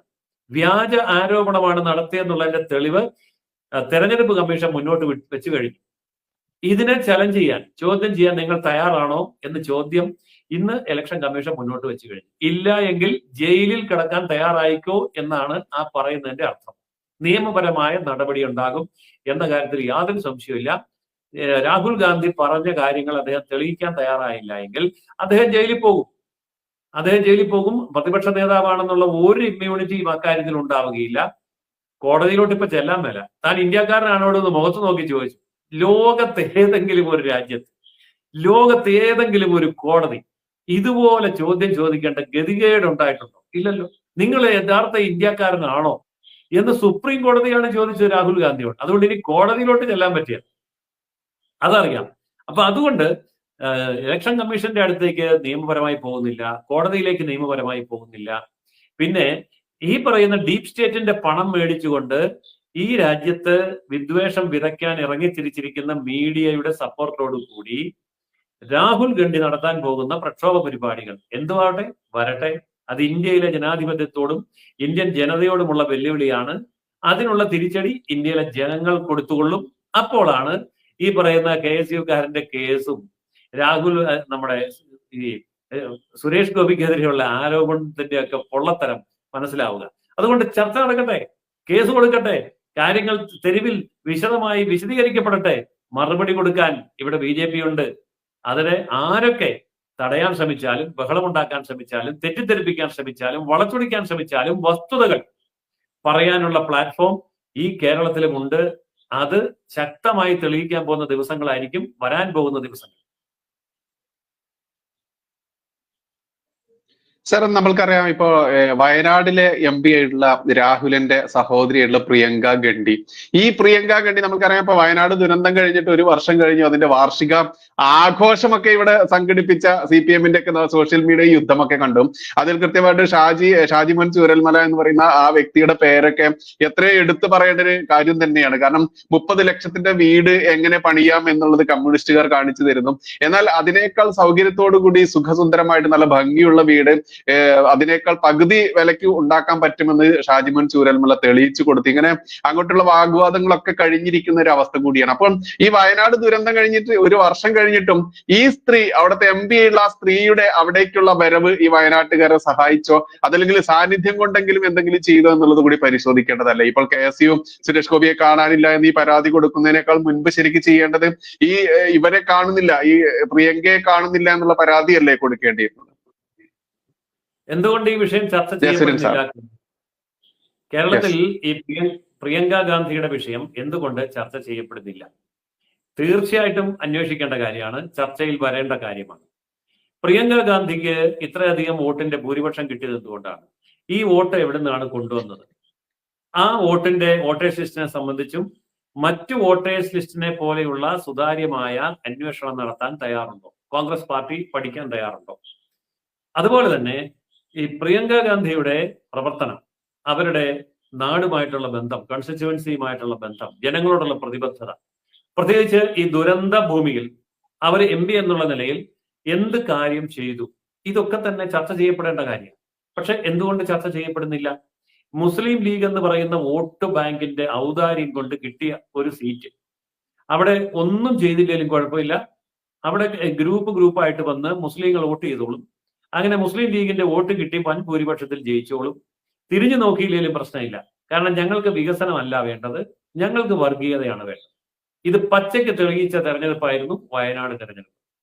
അപ്പോ ആ തരത്തിലുള്ള ഒരു രാഷ്ട്രീയ അന്തരീക്ഷം കേരളത്തില് സൃഷ്ടിച്ചു വെച്ചിട്ടുണ്ട്. വോട്ട് ബാങ്ക് രാഷ്ട്രീയവും മതന്യൂനപക്ഷ രാഷ്ട്രീയവും കൃത്യമായ അജണ്ടയോടുകൂടി കേരളം ഭരിക്കുമ്പോൾ ഈ കേരളം എന്ന് പറയുന്ന മുസ്ലിം ലീഗിന്റെ ചിറകിൻ കീഴിൽ മാത്രമാണ് കോൺഗ്രസിന്റെ ദേശീയ നേതാക്കൾക്ക് അഭയമുള്ളത് എന്ന് തെളിഞ്ഞു കഴിഞ്ഞിരിക്കുന്നു. ആ തെളിവാണല്ലോ ഇപ്പോ മൂടി വയ്ക്കപ്പെടുന്നത്. ശരിക്കും പറഞ്ഞാൽ കേരളത്തിൽ ചർച്ച ചെയ്യപ്പെടേണ്ട പ്രധാനപ്പെട്ട വിഷയം വയനാട് വിഷയമല്ലേ? വയനാട് MP-യുടെ ആ കാര്യത്തിലുള്ള നിലപാടല്ലേ? അവരുടെ ഇൻവോൾവ്മെന്റ് അല്ലേ? അതുപോലെ കേരളത്തിലെ ഗവൺമെന്റും കേരളത്തിലെ പ്രതിപക്ഷവും ഈ വയനാട് വിഷയത്തിൽ എന്ത് നിലപാടെടുക്കുന്നു എന്നുള്ളതല്ലേ ചർച്ച ചെയ്യപ്പെടേണ്ടത്? ഷാജിമോൻ വസ്തുനിഷ്ഠമായിട്ട് ഈ കാര്യങ്ങളെ പഠിക്കുകയും അതിനുവേണ്ടി ഒരു ആക്ടിവിസ്റ്റ് ആയിട്ട് പ്രവർത്തിക്കുകയും ചെയ്യുന്നതുകൊണ്ട് അദ്ദേഹം മുന്നോട്ട് വെക്കുന്ന കാര്യങ്ങൾക്ക് മറുപടി പറയാൻ ഇവിടുത്തെ ഭരണ പ്രതിപക്ഷ കക്ഷികൾ തയ്യാറാവേണ്ടതല്ലേ? മാത്രമല്ല, പൊതുസമൂഹം പിരിച്ചു കൊടുത്ത പണം എവിടെ? മുഖ്യമന്ത്രിയുടെ ദുരിതാശ്വാസ നിധിയിലേക്ക് പോയ പണം എന്ത് ചെയ്തു? കേന്ദ്രം തന്ന പണം എവിടെ?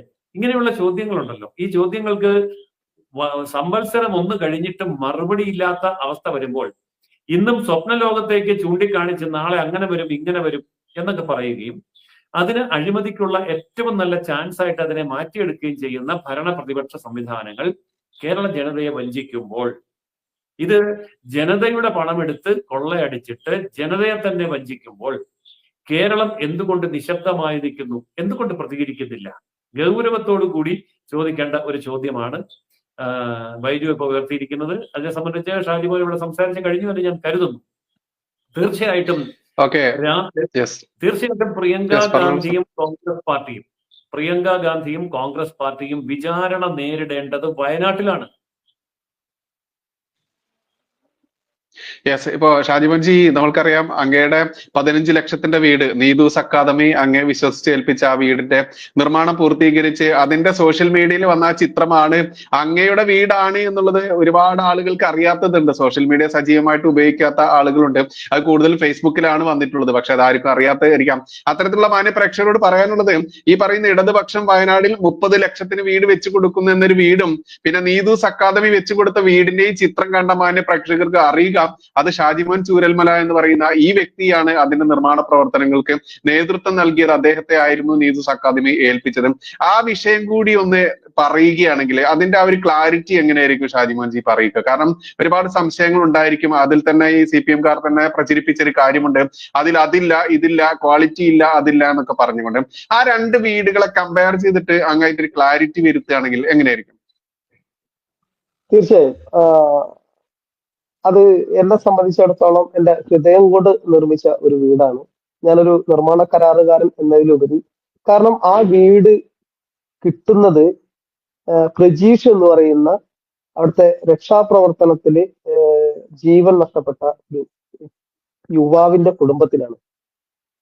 ഞാൻ സംഘടനാ പ്രവർത്തനത്തിലേക്ക്, ഭാരതീയ ജനതാ പാർട്ടി സംഘടനാ പ്രവർത്തനത്തിലേക്ക് കൈപിടിച്ചു കൊണ്ടുവന്ന എന്റെ കുഞ്ഞനുജനാണത്. എന്റെ നിഴൽ പോലെ എന്റെ ഇരുവശം നടന്നിരുന്നത്. അവിടെ ഒട്ടനവധി ആളുകളെ നോക്കൂ. ഇപ്പോഴും എനിക്ക് അക്കാര്യത്തിൽ ചെറുതല്ലാത്ത പരിഭവവുമുണ്ട്. കാരണം പ്രളയത്തിൽ ആളുകൾക്ക് തോണിയിൽ നിന്ന് ഇറങ്ങാൻ തോള് വെച്ചു കൊടുത്ത ജസലിനെ ഈ കേരളം ഏറ്റെടുത്തു ആഘോഷിച്ചു. സ്വന്തം ഈ കഴിഞ്ഞ ദിവസം പോലും അവിടെ ഞാൻ ആലക്കൽ ഷംസു എന്ന് പറയുന്ന അവിടെ വീടെല്ലാം പൂർണ്ണമായിട്ട് പോയ ഒരു മനുഷ്യന്റെ വീട്ടിൽ പോയിരുന്നു. അദ്ദേഹം എന്നോട് പറഞ്ഞു, ഷാജി, പിന്നെ ഈ പ്രജീഷ് വന്നിട്ട് ഞങ്ങളോട് പറഞ്ഞു എത്രയും പെട്ടെന്ന് നിങ്ങൾ ഈ റോഡ് കടന്ന് മുകളിലേക്ക് മാറണം, അല്ലെങ്കിൽ നിങ്ങളുടെ ജീവൻ പോവും. അങ്ങനെ പറഞ്ഞിട്ട് ഞങ്ങളെ മാറ്റി. പക്ഷെ ഞാൻ അവനോട് പറഞ്ഞടാ, ഇനിയും ചിലവ് വരും, അതുകൊണ്ട് നീയും മാറിക്കില്ല, പ്രശാന്തേട്ടനെയും കൂടി, പ്രശാന്ത് അവിടെ കുറച്ച് ആളുകളും കൂടി പ്രശാന്തേട്ടൻ അടക്കം അവരുടെ കൂടി പോയിട്ട് വരാം എന്ന് പറഞ്ഞ് പോയ മനുഷ്യനാണ്. പിന്നെ മരണമാണ് ഞങ്ങൾ അറിയുന്നത്. അങ്ങനെ സ്വന്തം ജീവൻ ത്യജിച്ച ഒരു വ്യക്തിയാണ്. ഒട്ടനവധി ആളുകളെ രക്ഷിച്ചൊരു വ്യക്തിയാണ്. പക്ഷെ എത്രത്തോളം കേരളം ആ മനുഷ്യനെ എൻജോയ് ചെയ്യുന്ന എനിക്കറിയില്ല. പോട്ടെ, അദ്ദേഹം പ്രവർത്തിച്ച സംഘടന, ഞാൻ അത് പറയുന്നത് മോശമാകും. അതെങ്കിലും ഞാൻ പലരോടും ഞാൻ വിളിച്ചിരുന്നു. അന്ന് ആ ജൂലൈ 30-നെങ്കിലും നമ്മുടെ രണ്ട് ശരത്തും പ്രജീഷും 127-ാം ബൂത്തില് സുബ്രഹ്മണ്യൻ എന്ന് പറയുന്ന ഗീത എന്ന് പറയുന്ന സുബ്രഹ്മണ്യൻ ബൂത്ത് പ്രസിഡന്റ് ആയിരുന്നു. ഈ സുബ്രഹ്മണ്യന്റെ കാര്യം പറയുമ്പോഴാണ് നമ്മുടെ പ്രവർത്തനങ്ങൾ നമ്മൾ ട്രെയിൻ ചെയ്തു. കഴിഞ്ഞ തവണ 167-ാം ബൂത്ത് നമ്മൾ ചോദിക്കില്ല എത്ര വോട്ട് കിട്ടുന്നു, നമ്മൾ ചോദിക്കില്ല. അത് കഴിഞ്ഞിട്ട് ഒരു റിവിഷൻ ഉണ്ടാവുമല്ലോ. അയാൾ പറഞ്ഞു 127 വോട്ടാണ് ഇവിടെ കിട്ടുക എന്ന്. BJP കൃത്യം 127 വോട്ടാണ് കെ സുരേന്ദ്രൻ മത്സരിച്ചിട്ട് കിട്ടി. സുബ്രഹ്മണ്യൻ മരണപ്പെട്ടു പോയി, കുടുംബം അടക്കം പോയി, ഒരു മകൻ മാത്രമാണ് ബാക്കി. നമുക്കും ചില ഉത്തരവാദിത്തങ്ങളുണ്ട്.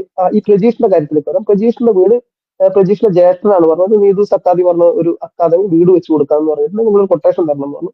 ഞാൻ കൊട്ടേഷൻ കൊടുത്തു. പലരും എന്നെക്കാളും കുറവ് കൊട്ടേഷൻ കൊടുത്ത ആളുകളുണ്ടായിരുന്നു, കൂടുതൽ കൊടുത്ത ആളുകളുണ്ടായിരുന്നു. പക്ഷെ എനിക്കാണ് കിട്ടിയത്. 1000 സ്ക്വയർ ഫീറ്റിന് 1800 രൂപയാണ് ഞാൻ കോട്ട് ചെയ്തത്. അതിന് എനിക്ക് കിട്ടി. ഞാൻ അതിൽ ചെലവഴിച്ചത് 1800 രൂപ ചെലവ്. അതിനപ്പുറം എനിക്കൊരു 35,000 രൂപ കൂടി അവർ അഡീഷണൽ തന്നു. അഡീഷണൽ വർക്കുകൾ ഗ്രാനൈറ്റ് ചെയ്തതും ഫാൻസി ലൈറ്റുകൾ ചെയ്തു നടക്കാം. അതാണ് 14,13,000 രൂപയ്ക്കാണ് കുറച്ചൊരു 35,000 രൂപ. അതാണ് അതിന്റെ നിർമ്മാണ ചെലവ്. 15 ലക്ഷം ആയിട്ടില്ല. പിന്നെ ഇന്റീരിയർ ചെയ്യാൻ 1 ലക്ഷം കൂടി അവർ ചെലവാക്കി. എങ്ങനെ വന്നാലും 15-15.5 ലക്ഷം രൂപ. എനിക്ക് ചിലവായത് 14,13,000 രൂപ. അതിന്റെ ചിത്രമാണ് ഞാൻ ഇട്ടത്. അത് യാഥാർത്ഥ്യമാണ്. പിന്നെ ഗവൺമെന്റ് മന്ത്രിസഭയിൽ സിദ്ദിഖിന് കൊടുത്തത് 30,69,000 രൂപയാണ്. 30.89 ലക്ഷം രൂപയാണ് ഒരു വീടിനെന്ന് പറഞ്ഞാൽ മുഖ്യമന്ത്രി കൊടുത്തത്. അതിന്റെ സോഷ്യൽ മീഡിയയിൽ അതിനുണ്ട്. പിന്നീട് ഞാൻ ഈ വിഷയം ഉയർത്തിക്കൊണ്ടതിന് ശേഷം രാജൻ മിനിസ്റ്റർ പറഞ്ഞു ഈ 26,82,000 26 ലക്ഷത്തി അതില് നികുതി കഴിച്ച് 22 ലക്ഷം. എങ്കിലും ആ വീട് നോക്കൂ, ഇവിടുന്ന് ഗുണ്ടിൽപ്പെട്ട ഞങ്ങളൊക്കെ ഇടയ്ക്ക് ഞങ്ങളെ ഫാമിലിയും കൂട്ടി വെറുതെ ഗുണ്ടിൽപ്പെട്ടയിലൊക്കെ കർണാടകയിൽ കറങ്ങി വരും. അപ്പോൾ നമ്മൾ ഈ ബത്തേരി കഴിഞ്ഞ് നമ്മൾ ഗുണ്ടിൽപ്പെട്ട ഭാഗത്തേക്ക് പോകുമ്പോൾ ഈ റോഡിന് ഇരുവശവും കാണുന്ന കുടിലുകളുണ്ട്. ആ വീടുകൾ കർണാടകയിലൊക്കെയുള്ള ആ വീടുകളുടെ ഒരു രൂപഭംഗിയാണ് അതിന്. 22 ലക്ഷം രൂപയ്ക്ക് മനോഹരമായി ചെയ്തു കൊടുക്കാൻ ഞാനത് തെളിയിച്ചതാണ്. അത് ഒട്ടനവധി ഈ ഭീഷണിയും അല്ലെങ്കിൽ പരിഹാസവും എന്റെ മക്കൾ മരിച്ചു പോട്ടെ എന്നുള്ള ശാപം വരെ പലരുടെ ഭാഗത്തുനിന്നുണ്ടായി. ഞാൻ യാഥാർത്ഥ്യമാണ്, സത്യമാണ് പറഞ്ഞതെന്ന്, വാസ്തവമാണ് പറഞ്ഞതെന്നുള്ളതുകൊണ്ട് അതെന്നെ ബാധിക്കുന്ന വിഷയമില്ല. അതാണ് അതിൽ രണ്ടാമത് ഒരു കാര്യം കൂടി എനിക്ക് പറയാനുള്ളത്. നോക്കൂ, ഈ ചൂരൽമല മുണ്ടക്കൈ ദുരന്തബാധിതരെ പുനരധിവസിപ്പിക്കുവാൻ വേണ്ടി കൽപ്പറ്റ എൽസൺ എസ്റ്റേറ്റിലുള്ള ടൗൺഷിപ്പ്, ഈ ടൗൺഷിപ്പ് നിർമ്മിക്കുന്നത് പൂർണ്ണമായും കേന്ദ്ര സർക്കാർ കൊടുത്ത പണം ഉപയോഗിച്ചുകൊണ്ടാണ്. 780 കോടി രൂപ മുഖ്യമന്ത്രിയുടെ ദുരിതാശ്വാസ നിധിയിൽ നിന്ന് കിട്ടിയിട്ടുണ്ടെങ്കിൽ അതിൽ നിന്ന് നയാ പൈസ ഇവർക്ക് വേണ്ടി പുനരധിവാസത്തിന് വേണ്ടി ചിലവഴിക്കുന്നില്ല. സാസ്കി ഫണ്ടിൽ നിന്ന്, സാസ്കി ഫണ്ട് അതായത് അതിതീവ്ര ദുരന്തങ്ങളെ നേരിടാൻ സംസ്ഥാന സർക്കാരിന് കൊടുക്കുന്ന, കേന്ദ്രം കൊടുക്കുന്ന ടാസ്കി ഫണ്ട് ഉപയോഗിച്ചാണ് ഈ 352 കോടി രൂപയുടെ ടൗൺഷിപ്പ് നിർമ്മാണ പ്രവർത്തനങ്ങൾക്ക് വകയിരുത്തിയിട്ടുള്ളത് എന്ന് ജില്ലാ കളക്ടർ കഴിഞ്ഞ മെയ് 18 പത്രക്കുറിപ്പ് ഇറക്കിയിരുന്നു. ഞങ്ങൾ അതെല്ലാം അവരുടെ വാട്സപ്പ് ഗ്രൂപ്പിലുണ്ടായിരുന്നു. ഞങ്ങൾ അത് സ്ക്രീൻഷോട്ട് എടുത്ത് വെച്ചിട്ടുണ്ട്, വീഡിയോ സ്ക്രീൻഷോട്ട് എടുത്ത് വെച്ചത്. പക്ഷെ ഇത് വിഷയമാക്കി നമ്മൾ പലപ്പോഴും പറഞ്ഞു കഴിഞ്ഞപ്പോൾ അത് അവർ റിമൂവ് ചെയ്തു. പക്ഷെ ഇപ്പോഴും പത്രങ്ങളിലൊക്കെ അവരുടെ പത്രക്കുറിപ്പ് ഇരിക്കുന്നുണ്ട്. അപ്പോ ആ കേന്ദ്ര സർക്കാർ കൊടുത്ത പണമാണ്. പക്ഷെ ഈ ജനങ്ങള് പിരിച്ച് മുഖ്യമന്ത്രിയുടെ ദുരിതാശ്വാസ നിധിയിലേക്ക് ഇട്ട പണം എവിടെ എന്നുള്ള ചോദ്യം ഉണ്ട്. ഇത്തരം കാര്യം അത് മാത്രമല്ല, ആ പ്രദേശം ഒരു ഡിസാസ്റ്റർ പ്രോൺ ഏരിയ ആണ്. അവിടെ ഭാവിയിലും ഇതുപോലുള്ള ഉരുൾപൊട്ടലുകൾ ഉണ്ടാകുമോ എന്നുള്ള പരിശോധന നടത്തണം എന്ന് ഞങ്ങൾ ഒരുപാട് പറയുന്നുണ്ട്. പക്ഷെ ഞങ്ങൾക്ക് വേണ്ടി ഇത് പറയേണ്ടത് ഇവിടുത്തെ MP ആണ്. പക്ഷെ MP അത്തരം കാര്യങ്ങളിൽ ഇവിടെ ചിത്രത്തിൽ നമുക്ക് ലഭിക്കാത്തൊരവസ്ഥ ഉണ്ട്. ഒരു കാര്യം കൂടി നമ്മൾ വിഷയത്തിലേക്ക് ഞാൻ വരാം. നമ്മൾ വിഷയം വിട്ടുപോയ പോലെ സ്മൃതി ഇറാനി 2019 സ്മൃതി ഇറാനിയും രാഹുൽ ഗാന്ധിയും അമേഠിയിൽ മത്സരിച്ചു.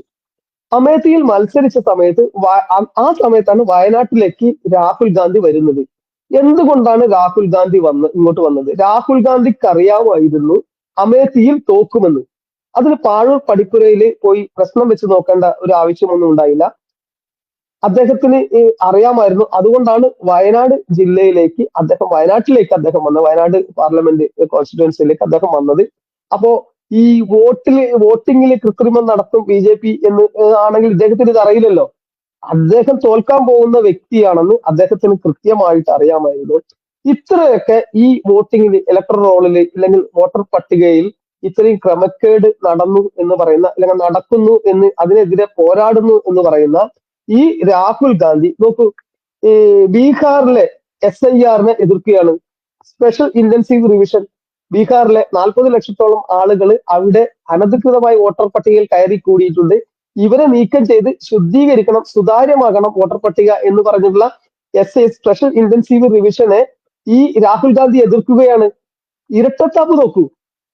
ഈ നമ്മുടെ രാജ്യത്തെ സിസ്റ്റം, ഈ കോൺഗ്രസ് 65 വർഷത്തോളം നിയന്ത്രിച്ചു കൊണ്ടിരുന്ന ഈ സിസ്റ്റം ഒരു ബനാന റിപ്പബ്ലിക്കിന്റെ രൂപത്തിലായിട്ടുണ്ട്. എല്ലായിടത്തും അതിന്റെ പ്രശ്നങ്ങളുണ്ട്. ഈ വോട്ടർ പട്ടികയിലുള്ള പ്രശ്നങ്ങൾ ഈ അടുത്ത കാലത്താണ് ശ്രദ്ധയിൽപ്പെട്ടത്.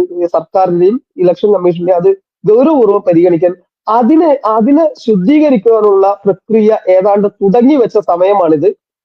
ആധാറുമായി ബന്ധിപ്പിക്കണം, അതായത് വോട്ടർ പട്ടിക ആധാറുമായി ബന്ധിപ്പിക്കണം എന്നുള്ള ഒരു നിർദ്ദേശം വെച്ചപ്പോൾ അതിനെ ഏറ്റവും നഖശിഖാന്തം എതിർത്ത ആളുകളാണ് ഈ രാഹുൽ ഗാന്ധിയും കോൺഗ്രസും. SIR എതിർക്കുന്നു. ഇതിൽ സുതാര്യത കൊണ്ടുവരുന്ന എല്ലാ കാര്യങ്ങളെയും നഖശിഖാന്തം എതിർക്കുന്ന ആളുകൾ ഇവിടെ വന്നിട്ട് പറയുന്ന വോട്ട് ചോരി, ഇതിൽ കൃത്രിമം ഉണ്ടാവുന്നു. അപ്പൊ ഇവരോട് നമുക്ക് പച്ച മലയാളത്തിൽ ചോദിക്കുകയാണെങ്കിൽ കിത്തന ബാപ്പ് എന്ന് ചോദിക്കേണ്ട ഒരു അവസ്ഥ ഉണ്ട്.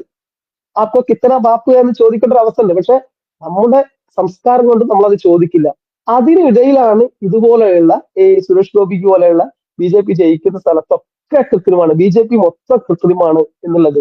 ആകാശവും പാതാളവും ഭൂമിയും എല്ലായിടവും കൊള്ളയടിച്ച ഒരു സർക്കാരായിരുന്നു UPA സർക്കാർ. അതിനെ ജനങ്ങൾ വെറുത്തത് കൊണ്ടാണ് എടുത്തു മാറ്റി. അതിനുശേഷം അഴിമതി എന്നുള്ള ഒരു ചോദ്യം പോലും ഈ ഭാരതത്തിൽ ഇല്ലാതായി. നോക്കൂ, ഒരു പ്രതിരോധ മേഖലയിലുള്ള ഒരു പർച്ചേസ് ഉണ്ടെങ്കിൽ പോലും അതിൽ അഴിമതിയായിരുന്നു. ഇന്ന് അത് കേൾക്കുന്നില്ല. ഓരോ മേഖലയിലും അഴിമതിയായിരുന്നു. അതുകൊണ്ട് തന്നെ പ്രതിരോധ മേഖലയിലെ അഴിമതിയെ ഭയന്നുകൊണ്ട് AK ആന്റണി പുതിയ ആയുധങ്ങൾ വാങ്ങിക്കുന്നതിൽ നിന്ന് പിൻവലിച്ചിരുന്നു, അതിനെ തടഞ്ഞിരുന്നു. അത്തരം ഒരവസ്ഥയിലാണ് നിർവീര്യമാക്കപ്പെട്ട സൈന്യവുമായിട്ടാണ് നമ്മൾ നരേന്ദ്രമോദി ആ സമയത്താണ് അധികാരത്തിലേക്ക് വരുന്നത്. സുതാര്യത കൊണ്ടുവന്നു, അഴിമതി വിമുക്തമാക്കി. ഭാരതം ശരിയായ ദിശയിൽ പോകുമ്പോൾ ഈ അഴിമതിയുടെ ഗുണഭോക്താക്കളായ ആളുകളെല്ലാം കൂടി മുള്ള് മുരിക്ക് മൂർക്കം പാമ്പ്, കല്ല് കരട് കാഞ്ഞിരക്കുറ്റി എന്ന് പറഞ്ഞാൽ ഇവർ ഒരുമിച്ച് കൂടി ഒരു വലിയ പ്രളയം വരുമ്പോ ഇതെല്ലാം കൂടി ഒരുമിച്ച് ഒരു പാറപ്പുറത്ത് ഇല്ലെങ്കിൽ എന്തെങ്കിലും ഒരു ഇതിൽ കയറും, അതുപോലെ കയറിക്കൂടി ഈ നരേന്ദ്രമോദിയെ അട്ടിമറിക്കാൻ ശ്രമിക്കുകയാണ്. ഈ ഡീപ് സ്റ്റേറ്റിന്റെ സഹായം ഇല്ലെങ്കിൽ അവരുടെ അജണ്ടയ്ക്ക് അനുസരിച്ചാണ് ഇവർ തുള്ളുന്നത്. രാഹുൽ ഗാന്ധി ഭാഗ്യവശാൽ രാഹുൽ ഗാന്ധിയെ പോലെ ഒരു ശുദ്ധ മണ്ടനായ ഒരു പ്രതിപക്ഷ നേതാവായി പോയി. കാരണം എത്ര അണിയിച്ചൊരുക്കി കൊണ്ടുവന്നാലും അയാൾ അത് അവതരിപ്പിക്കുമ്പോൾ അബദ്ധമാവും. അദ്ദേഹം അവതരിപ്പിക്കുമ്പോൾ അബദ്ധമാകുന്ന രീതിയിലാണ് ഈ കാര്യങ്ങൾ വരുന്നത് കൊണ്ട് തന്നെ ഈ ജനങ്ങൾക്ക്, ഭാരതത്തിലെ പ്രബുദ്ധരായ ജനങ്ങൾക്ക് ഇത് മനസ്സിലാകുന്നു. നോക്കൂ, ഇതിൽ അപകടം മറ്റൊന്നുണ്ട്. സി ദാവൂദ് മീഡിയ വണ്ണിലെ അവരെ കൊടുത്തിട്ട് മീഡിയ വണ്ണിന്റെ ഒരു വാചകമാണ്, തലക്കെട്ടാണ്. എന്താണ്? ഇത്രയും വലിയ തെളിവുകൾ രാഹുൽ ഗാന്ധി ഉന്നയിച്ചിട്ടും ഇന്ത്യയിലെ തെരുവുകൾ കലാപ കലുഷിതമാകാത്തതും ആളുകൾ തെരുവിലിറങ്ങാത്തതും ഞങ്ങളെ അത്ഭുതപ്പെടുത്തുന്നു. നോക്കൂ, എത്ര നമ്മെ ഭയപ്പെടുത്തുന്ന വാക്കുകളാണത്. അതായത് നമ്മുടെ ആദ്യം ബംഗ്ലാദേശിൽ എങ്ങനെയാണ് അവിടെയുള്ള ഷെയ്ഖ് ഹസീനയുടെ സർക്കാർ അട്ടിമറിക്കപ്പെട്ടത്? ആദ്യം തിരഞ്ഞെടുപ്പിൽ അഴിമതി ഉണ്ടെന്ന്, ഇല്ലെങ്കിൽ തെരഞ്ഞെടുപ്പ് പ്രക്രിയ അട്ടിമറിച്ചാണ് ഇവർ അധികാരത്തിലെത്തിയതെന്ന് പറഞ്ഞു. അങ്ങനെ വിദ്യാർത്ഥി പ്രക്ഷോഭം, ഛത്ര ശിബിർ എന്ന് പറയുന്ന നമുക്കറിയാം, അതായത് ജമാഅത്തെ ഇസ്ലാമിയുടെ ഛത്ര ശിബിർ എന്ന് പറയുന്ന ഛാത്ര ശിബിർ, അത്തരം ഒരു വിദ്യാർത്ഥി പ്രസ്ഥാനം ആദ്യം പ്രക്ഷോഭത്തിനിറങ്ങി. അങ്ങനെ അവിടെയുള്ള എല്ലാ വിദ്യാർത്ഥികളും അതിനകത്ത് കൂട്ടാൻ അവർക്ക് കഴിഞ്ഞു. അവരുടെ അത്രത്തോളം വേഷം സ്പ്രെഡ് ചെയ്തവര് അങ്ങനെ ആ ജനാധിപത്യപരമായി തിരഞ്ഞെടുക്കപ്പെട്ട ബംഗബന്ധു മുജീബ് റഹ്മാന്റെ ആ മകളുടെ സർക്കാരിനെ ഇവർ അട്ടിമറിച്ചു. അതേ രീതിയിൽ ഇവിടെ ജമാഅത്തെ ഇസ്ലാമി സ്വപ്നം കാണുന്നു, അമേരിക്കൻ ഡീപ് സ്റ്റേറ്റ് സ്വപ്നം കാണുന്നു, അവരുടെ പിടിയാളുകൾ സ്വപ്നം കാണുന്നു. നോക്കൂ, ഈ ഇത്രയും തെളിവുകളും ഇത്രയും കാര്യങ്ങളും രാഹുൽ ഗാന്ധി വന്നിട്ട് തെരുവുകൾ നിറഞ്ഞില്ല, കലാപമായില്ല എന്ന് പറയുമ്പോൾ ഇവർ കൃത്യമായിട്ട് അത് ആഗ്രഹിച്ചിരുന്നു. ഇപ്പോഴും ഇവർ തിരഞ്ഞെടുപ്പ് കമ്മീഷന്റെ ഓഫീസിലേക്ക് മാർച്ച് നടത്തുകയാണ്. അതിൽ ഇവർ കലാപം ഉണ്ടാകുമെന്ന് ആഗ്രഹിക്കുന്നു. രാഹുൽ ഗാന്ധിക്കെതിരെ കേസ് എടുക്കണമെന്ന് ആഗ്രഹിക്കുന്നവര്, തിരഞ്ഞെടുപ്പ് കമ്മീഷനോ കേന്ദ്ര സർക്കാരോ ഈ നുണപ്രചരണത്തില് ഈ എന്താ പറയുക അപമാനിക്കലിനെതിരെ ഒരു കേസ് എടുക്കണം എന്നിവർ ആഗ്രഹിക്കുന്നു. അതുവഴി ഇവർക്ക് തെരുവിലിറങ്ങാം, നിയമം കയ്യിലെടുക്കാം, തിരിച്ചടികൾ ഉണ്ടാകും, ഭാരതത്തിന്റെ തെരുവീതികൾ അശാന്തമാകും എന്നിവർ ആഗ്രഹിക്കുന്നു. അതുവഴി ഈ രാജ്യത്തെ അസ്ഥിരപ്പെടുത്തണം എന്ന് ആഗ്രഹിക്കുന്നു. ഇതൊക്കെ കൃത്യമായിട്ട് കൈകാര്യം ചെയ്യാൻ കഴിവുള്ള ഒരു സർക്കാരാണ്. പക്ഷെ നമ്മുടെ ഗതികേട് നോക്കണം. ഇത് തിരഞ്ഞെടുപ്പ് എന്ന് പറഞ്ഞത്, തിരഞ്ഞെടുപ്പ് വിജയങ്ങളിലൂടെ മാത്രമേ ഈ അധികാരം തുടരാൻ സാധിക്കുകയുള്ളൂ. ഈ തുടർച്ചയായുള്ള നുണപ്രചരണങ്ങൾ സാധാരണക്കാരായ ദരിദ്ര നാരായണന്മാരായ നമ്മുടെ വോട്ടർമാരെ സ്വാധീനിക്കാതിരിക്കട്ടെ എന്നുള്ളതാണ് നമ്മുടെ പ്രാർത്ഥന. ഈ ഭാരതം ഒരു സത്യമുള്ള മണ്ണാണ്. ഈ മണ്ണിൽ അസത്യത്തിന് സ്ഥാനമില്ല എന്നുള്ളത് കാലകാലങ്ങളായി തെളിയിക്കപ്പെട്ടതാണ്. അതുകൊണ്ട് തന്നെ ഈ കോൺഗ്രസ് വിമുക്ത ഭാരതത്തിലേക്കുള്ള പ്രയാണത്തിൽ കുറച്ചുകൂടി ത്വരിതപ്പെടും ഈ രാഹുൽ ഗാന്ധിയുടെ ഈ വിഡ്ഢിത്തവും ജൽപ്പനവും കൊണ്ട് എന്നുള്ളതാണ് എനിക്ക് ഇക്കാര്യത്തിൽ പറയാനുള്ളത്. മാന്യപ്രേക്ഷകരെ, വലിയൊരു അപകടകരമായിട്ടുള്ള അവസ്ഥകളിലൂടെ തന്നെയാണ് രാഹുൽ ഗാന്ധി എന്ന് പറയുന്ന രാജ്യത്തിന്റെ ശത്രു, അതല്ലെങ്കിൽ രാജ്യത്തിന്റെ ശത്രു രാജ്യങ്ങൾക്ക് വേണ്ടി പ്രവർത്തിക്കുന്ന ആ ഒരു ടൂൾ കിറ്റിലെ ടൂളായിട്ടുള്ള ആ വ്യക്തി ചെയ്തുകൊണ്ടിരിക്കുന്നത്. കാരണം നമ്മൾക്കറിയാം, നമ്മുടെ അയൽ രാജ്യമായിട്ടുള്ള ബംഗ്ലാദേശിൽ നടന്ന ആ അധികാര അട്ടിമറിയൊക്കെ നമ്മൾ കണ്ടതാണ്. അവിടുത്തെ ജമാഅത്തെ ഇസ്ലാമി പോലെയുള്ള ഇസ്ലാമിക ഭീകര സംഘടനകളിൽ നിന്ന് പച്ചയ്ക്ക് വിളിക്കാവുന്ന സംഘടനകളുടെ ആ ഒരു മേൽനോട്ടത്തിൽ അവിടെ നടന്ന ക്രൂരതകൾ നമ്മൾ കണ്ടതാണ്. അത് നമ്മുടെ ഈ ഭാരതത്തിലും നടക്കണം. അങ്ങനെ നടന്നുകൊണ്ടായാലും വേണ്ടില്ല, ഞങ്ങൾക്ക് കിട്ടാത്ത ഭരണം ആരും ഇവിടെ ഭരിക്കേണ്ട, BJP ഭരിക്കേണ്ട, RSS ഭരിക്കേണ്ട, ആരും ഭരിക്കേണ്ട, ആരും അങ്ങനെ നിൽക്കേണ്ട എന്ന രീതിയിലേക്ക് നമ്മുടെ രാജ്യത്തെ തകർക്കാൻ വേണ്ടി നടക്കുന്ന ശത്രു രാജ്യങ്ങളുടെ ടൂളുകളായി പ്രവർത്തിക്കുന്ന രീതിയിലേക്ക് ഈ രാഹുൽ ഗാന്ധിയെ എത്തിച്ചു എന്നുള്ള യാഥാർത്ഥ്യം മാന്യ പ്രേക്ഷകർ മനസ്സിലാക്കുക. കാരണം ഇപ്പോൾ ഇവിടെ ജയസൂര്യൻ സാർ ആയാലും അതിൽ ഷാജിജി ആണെങ്കിലും പറഞ്ഞു എങ്ങനെയാണ് ഒരു വോട്ടറെ പുതുതായിട്ട് ചേർക്കുക എന്നുള്ളത്, അതിന്റെ നടപടികളൊക്കെ കൃത്യമായിട്ട് പറഞ്ഞു. കാരണം ഇവരൊക്കെ താഴെ തട്ട് മുതൽ മുകൾ തട്ട് വരെയുള്ള പ്രവർത്തനങ്ങളിലൊക്കെ മുഖ്യമായിട്ടും പങ്കെടുത്തിട്ടുള്ള ആൾ തന്നെയാണ്. ഇപ്പൊ ഞാൻ തന്നെ ഈ കഴിഞ്ഞ 8-ാം തീയതിയായിരുന്നു ഞാൻ എന്റെ പുതിയ ഒരു വോട്ട്, എന്റെ വൈഫിന്റെ വോട്ടൊക്കെ ചേർക്കാൻ വേണ്ടിയിട്ടൊക്കെ ഞാൻ പഞ്ചായത്തിൽ പോയത് എനിക്ക് കൃത്യമായിട്ട് അറിയാം. അതിന്റെ വേരിഫിക്കേഷൻ ഒക്കെ അവർ എത്രത്തോളം കൃത്യതയോടെയാണ് നടത്തുന്നത് എന്നൊക്കെ അറിയാം. ഇത്രയും നടപടികൾ ഇവിടുത്തെ രാജ്യത്തിന്റെ തിരഞ്ഞെടുപ്പ് കമ്മീഷൻ കൃത്യമായിട്ട് നടത്തുന്നു എന്ന് ബോധ്യമുണ്ടായിട്ട് പോലും 6.5 പതിറ്റാണ്ട് ഇതെല്ലാം നിയന്ത്രിച്ച ആ വർഗം തന്നെ ഇവിടെ നടക്കുന്നത് ഇതാണെന്ന് പറഞ്ഞ് പച്ച നുണ പറഞ്ഞ് രംഗത്ത് വരുമ്പോൾ അത് വിശ്വസിച്ച് ഇവന്മാരുടെ വാക്കും കേട്ട് രാജ്യത്തിനെതിരെ നിൽക്കുന്ന, അതല്ലെങ്കിൽ രാജ്യം തകർന്നാലും വേണ്ടില്ല ഇവിടെ BJPയുടെ ഭരണം പോണമെന്ന് ആഗ്രഹിക്കുന്ന രാജ്യദ്രോഹികളുടെ കൂട്ടത്തിൽ ഞാനില്ല എന്ന് ഉറപ്പുവരുത്തേണ്ടത് ഓരോ ഭാരതീയന്റെയും കടമ തന്നെയാണ്. ഇവിടെ മാധ്യമങ്ങൾ, മാധ്യമങ്ങൾ, കൂട്ടിക്കൊടുപ്പ് മാധ്യമങ്ങൾ ഈ രാജ്യത്തെ തകർക്കാൻ വേണ്ടി കൊടുക്കുന്ന വാർത്തകളിലെ തെറ്റുകൾ, അതല്ലെങ്കിൽ ശുദ്ധ വൃത്തികേടുകൾ, രാജ്യദ്രോഹപരമായിട്ടുള്ള വാർത്താ കണ്ടന്റുകൾ എത്രത്തോളം ഉണ്ടെന്ന് ഓരോ മാന്യ പ്രേക്ഷകർക്ക് മനസ്സിലാവട്ടെ എന്ന് മാത്രമേ പറയാനുള്ളൂ. എന്തായാലും ജയസൂര്യൻ സാർ ആയാലും ഷാജി മോഹൻജി ആയാലും കൃത്യമായിട്ട് വിവരങ്ങൾ പറഞ്ഞു. KSU എന്ന് പറയുന്ന കോൺഗ്രസിന്റെ വിദ്യാർത്ഥി സംഘടന തൃശ്ശൂരിലെ KSUവിന്റെ ജില്ലാ പ്രസിഡന്റ് കൊടുത്ത പരാതി എന്നതാണ് നമ്മുടെ വാർത്തയ്ക്ക്, ഈ ചർച്ചയ്ക്ക് അടിസ്ഥാനമെങ്കിൽ പോലും അതല്ല നമ്മുടെ പ്രധാന ഇതിന്റെ മേൽത്തട്ടിൽ നടക്കുന്ന കാര്യങ്ങൾ. അതിന്റെ താഴെ തട്ടിലുള്ള പച്ചനുണകൾ തന്നെയാണ് ഇവരെല്ലാവരും പ്രചരിപ്പിക്കുക എന്ന് തെളിയിക്കാൻ വേണ്ടി തന്നെയാണ് ഈ ഒരു ലൈവ് സെഷൻ വെച്ചത്. അതുകൊണ്ട് തന്നെ ജയസുരൻ സാറിനായാലും ഷാജിമോൻ ജിയാലും ഒരുപാട് നന്ദി. മറ്റൊരു വിഷയമായിട്ട് നമുക്ക് മറ്റൊരു നിമിഷം സന്ധിക്കും വരെ നാം തൽക്കാലം നന്ദി, നമസ്കാരം, ജയ് ഹിന്ദ്, ജയ് ശ്രീറാം.